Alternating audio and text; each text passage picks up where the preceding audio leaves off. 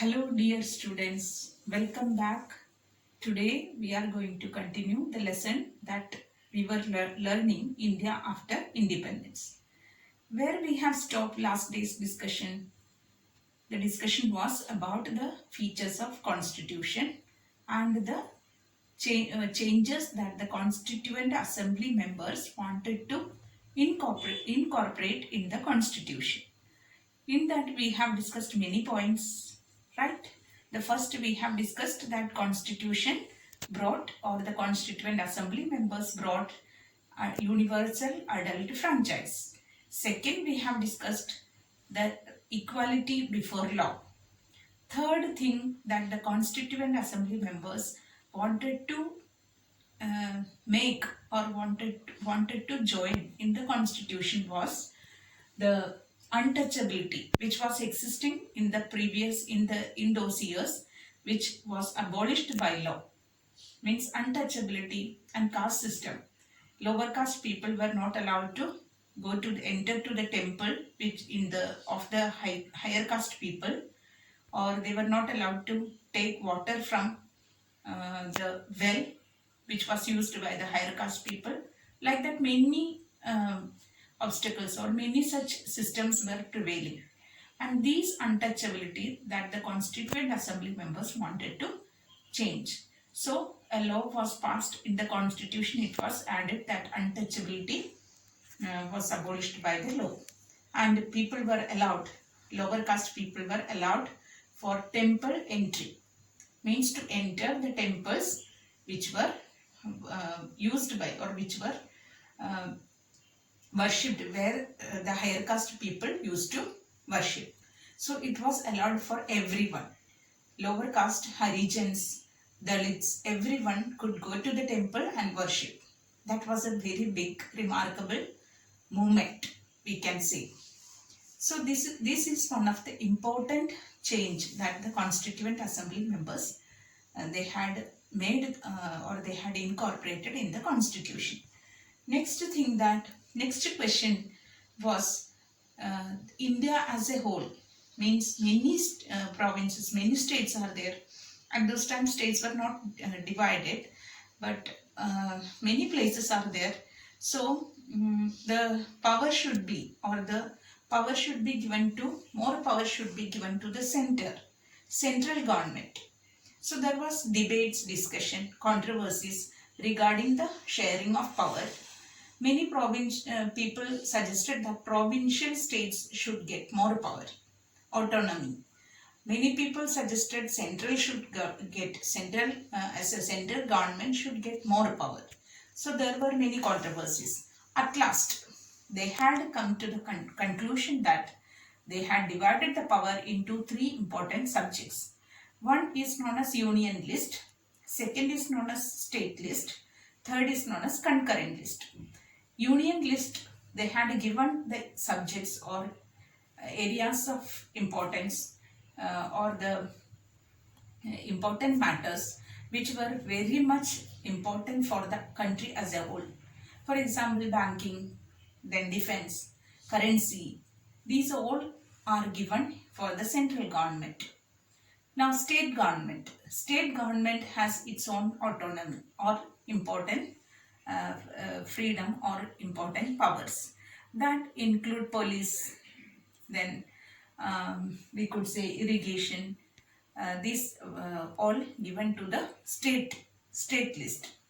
And state list was made, then many subjects which are important for the state. So this is given. Next, concurrent list. Concurrent list, for example, forest, marriage, adoption, succession, these all are given in the concurrent list. So these concurrent list were, what I want to say, that union list, which include the central government can has the responsibility for the union list subjects. State list subjects, state has the responsibility for the subjects which are given to the state list.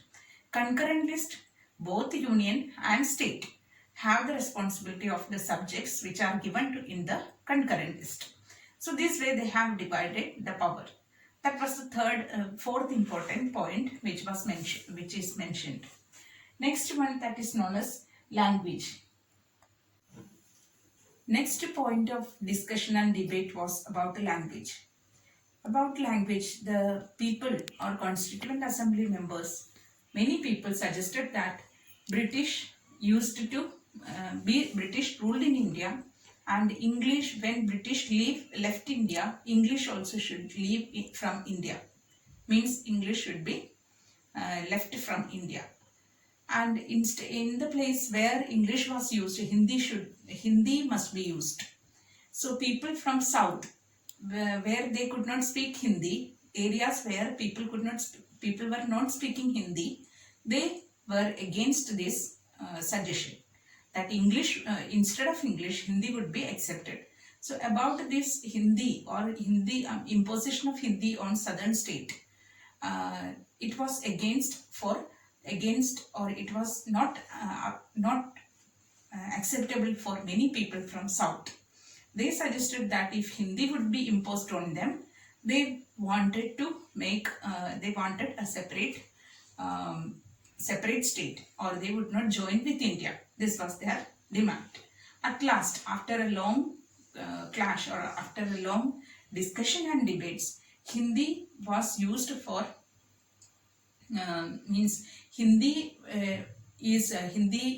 has importance, but English started using, or English used to accept for the official purpose, for example court administration, etc. So this was the suggestion. At last they have come into the conclusion that English would be accepted for the official purpose. So this at last language problem also finished. Next important that we could say that overall, if we see that the Constituent Assembly or constitution making or the drafting of constitution, in that role of B.R. Ambedkar is very much remarkable. That Ambedkar has strongly argued for reservation of seats for the Dalits, then for the Dalit people or lower caste people, scheduled caste people, they must also get their own demands for the administrative exams. Okay, so these all demands were accepted, reservation of seats were accepted.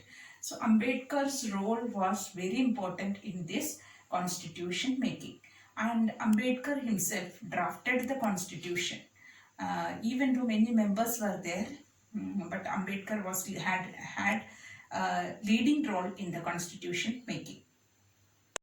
Now let us look at one of the important topic, that is known as how the states were formed. You know that the states or provincial states, these states were what we see today, which were provinces. So it was after Sardar Vallabhbhai Patel's relentless efforts, it was joined with Indian Union.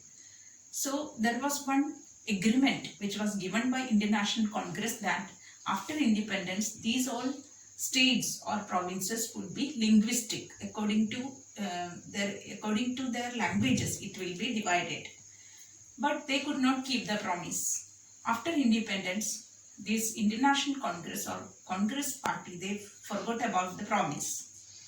People were too much angry, and people demanded for a division of their own particular state. They should get their own state.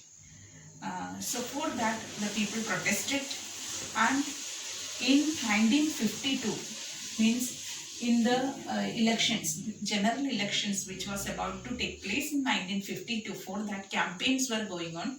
Pandit Jawaharlal Nehru, who went to many places where he was welcomed with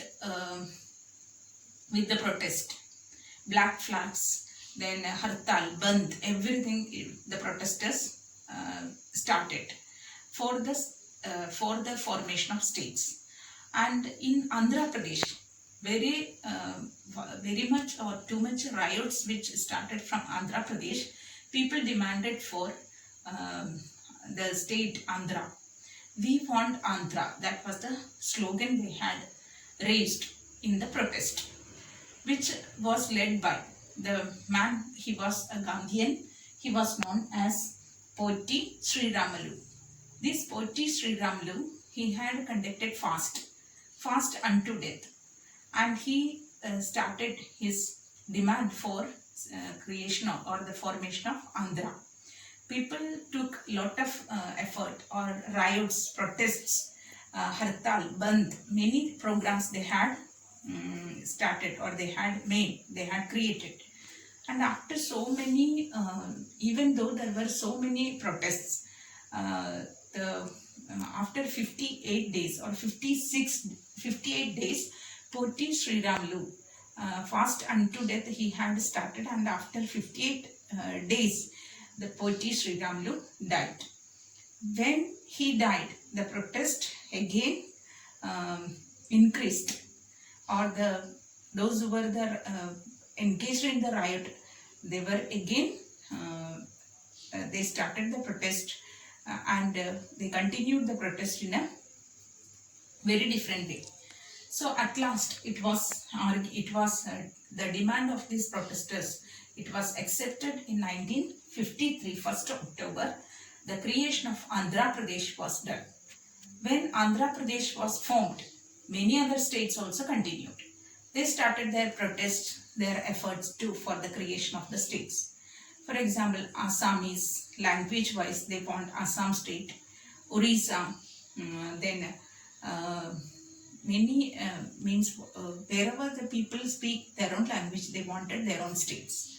So these riots which created the formation of the states. At last, states one by one, the states were means they had to think about the formation of states. A committee was organized, or a commission was appointed, reorganization committee, which was appointed to study about the creation of states, and it started, or that committee studied about the languages and who speak which language and the formation of states. They had submitted the report in 1960, and later the formation of the states, according to the report, the formation of different states was started. According to this, Haryana state was formed, Punjab state was formed, again bilingual place which was Bombay. Many people were residing, speaking different languages. It was joined with Maharashtra. So Marathi language, those who were speaking, Maharashtra, Gujarat, like that, different states were created. This is about the formation of state in the history of India.